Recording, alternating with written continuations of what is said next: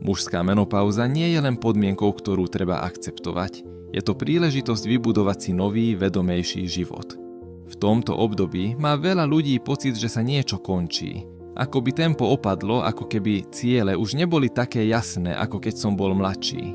Ale čo keby ste to namiesto toho, aby ste to videli ako pokles, videli ako nový začiatok? Najväčší rozdiel medzi tými, ktorí v tomto období posilňujú a tými, ktorí spomaľujú, je ich postoj k zmene. Otázkou teda nie je, či dôjde k zmene, ale ako túto novú fázu zvládnete. Prečo je dôležité stanoviť si nové ciele počas mužskej menopauzy? Väčšina mužov sa v prvej polovici života automaticky posúva dopredu. Študuje, buduje si kariéru, zakladá si rodinu, rozvíja sa. Tieto ciele sú jasné a poskytujú jasný smer. Počas menopauzy však veľa ľudí cíti, že tieto staré ciele už nie sú dostatočne motivujúce, alebo že niektoré z nich boli dosiahnuté a iné už nie sú dosiahnuteľné. A potom prichádza neistota. Čo ťa ešte vzrušuje? Kam sa oplatí posunúť ďalej? Čo môže dať tomuto obdobiu nový význam? Skutočným problémom nie je samotná zmena, ale neschopnosť určiť si nový smer. Príležitosť začať odznova. Ako nájsť svoje nové ciele? 1. Zamyslite sa nad tým, čo vás vždy zaujímalo, ale nikdy ste na to nemali čas.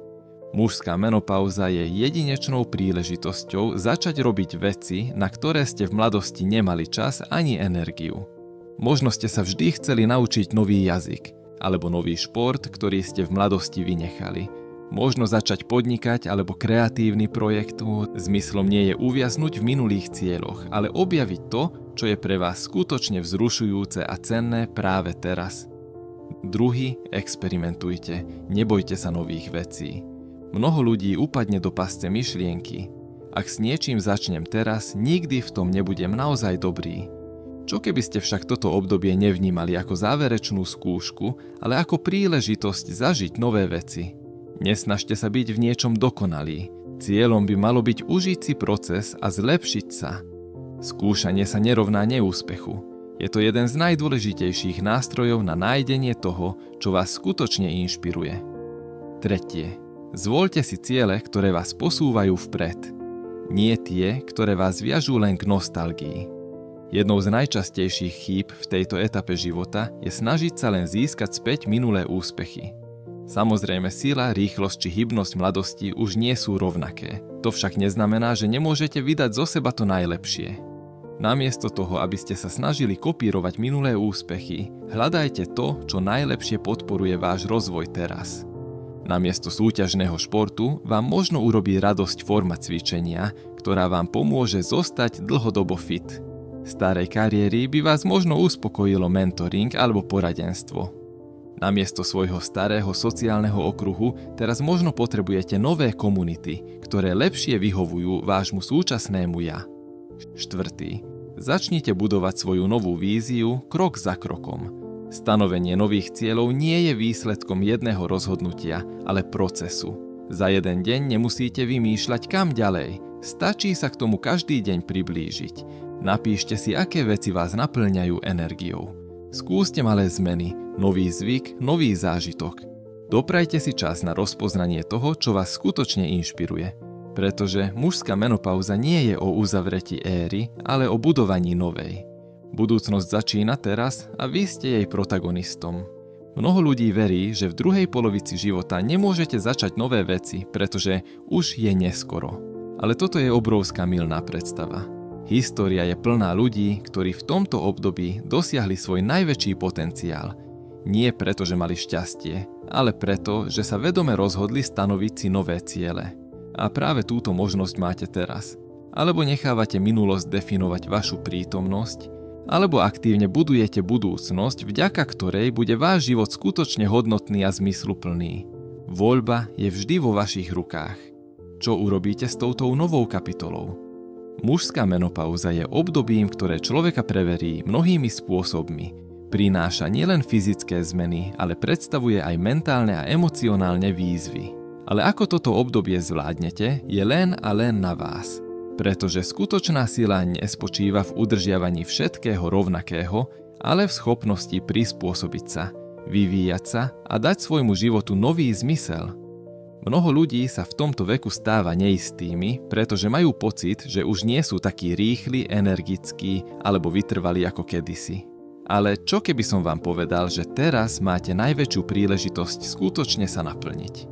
Mužská menopauza nie je nezvratným poklesom, ale šancou zmeniť svoje myslenie a objaviť v sebe nové zdroje. Aktivácia vnútornej sily, ako prevziať kontrolu. Zmena nie je len výsledkom vonkajších okolností. Skutočná transformácia vždy začína vo vnútri. Len sa nad tým zamyslite. Muži, ktorí sú schopní zostať silní a sebavedomí počas tohto obdobia, nie sú úspešní, pretože by to bolo pre nich jednoduchšie, ale preto, že k zmenám pristupujú inak.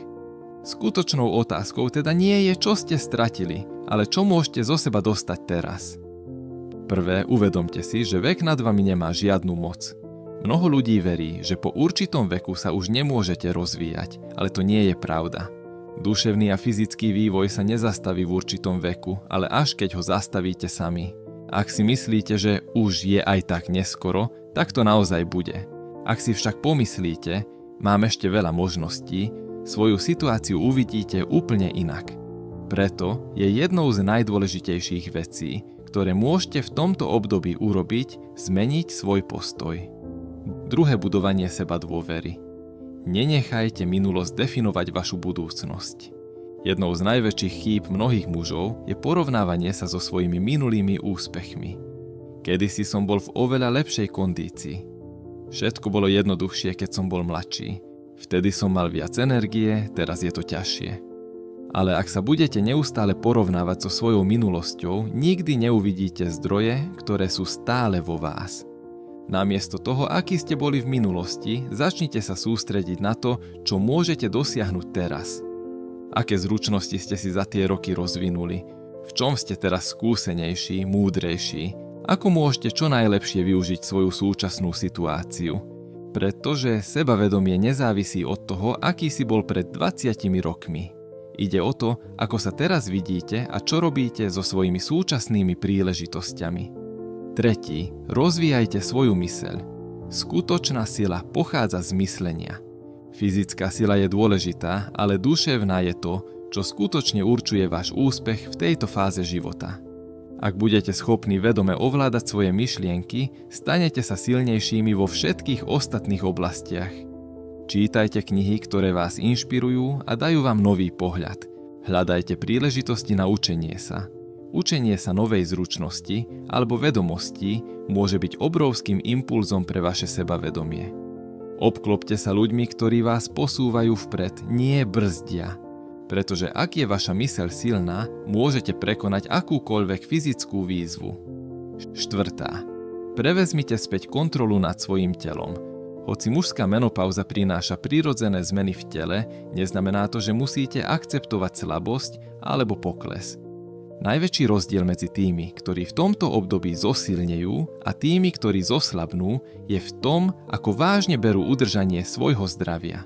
Začnite sa pravidelne hýbať, aj keď po malých krokoch. Venujte pozornosť svojej výžive. Vyvážená strava môže pomôcť optimalizovať vašu hormonálnu rovnováhu a energetickú hladinu.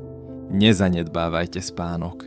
Správny odpočinok je jedným z najdôležitejších faktorov, ktoré vám môžu pomôcť zotaviť sa a stať sa silnejšími. Vaše telo je ako stroj. Ak ho budete správne udržiavať, bude fungovať oveľa dlhšie a efektívnejšie.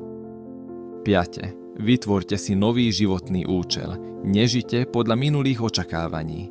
Jednou z najväčších chýb mnohých ľudí je, že stále prispôsobujú svoj život minulým očakávaniam. Možno vaše mladšie ja žilo podľa iných priorít. Možno boli vaše ciele, motivácia a životný štýl vtedy iný.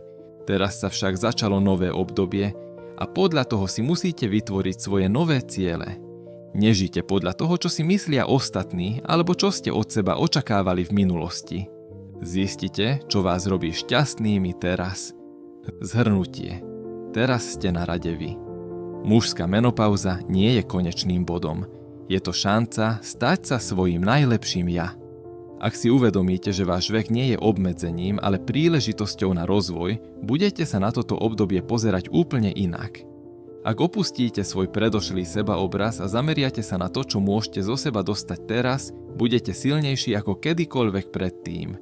Ak budete vedome rozvíjať svoju myseľ, telo a životné ciele, nielenže prejdete cez toto obdobie, ale môžete otvoriť novú kapitolu svojho života. Rozhodnutie je vo vašich rukách.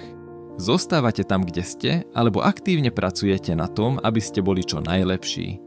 Teraz je len na vás, aký príbeh napíšete ako ďalší.